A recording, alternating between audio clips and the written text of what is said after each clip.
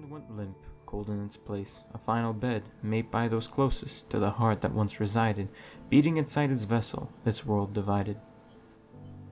Watch did she, as his voice left his lips, and the life that was in his eyes washed away with the breeze.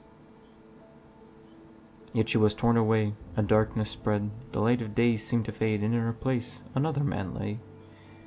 His demeanor strange, for the ground around him swayed, as if ground to dust, and melted down in the furnace of life to a red-hot ingot, from which his hammer forged a new path.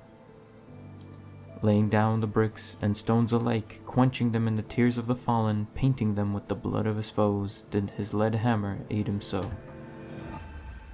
For his path was not to end here nor there, for he had been ripped from the grasp of time itself, for she was his mistress, who held him close to heart, and as such couldn't bear to let him leave, so she tore him apart.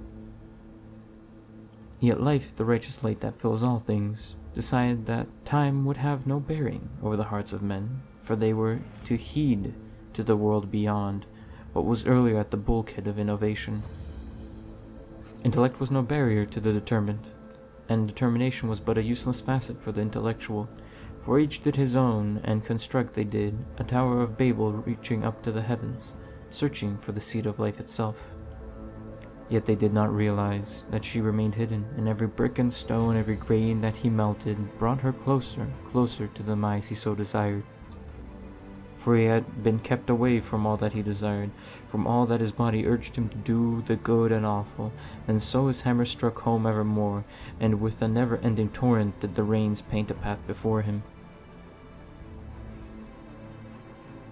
Yet, once he stood with her face to face, in his hands did she place the one thing to end her misery. Hence he raised his fist, and with point first drew the dagger to the gentle throat of life herself.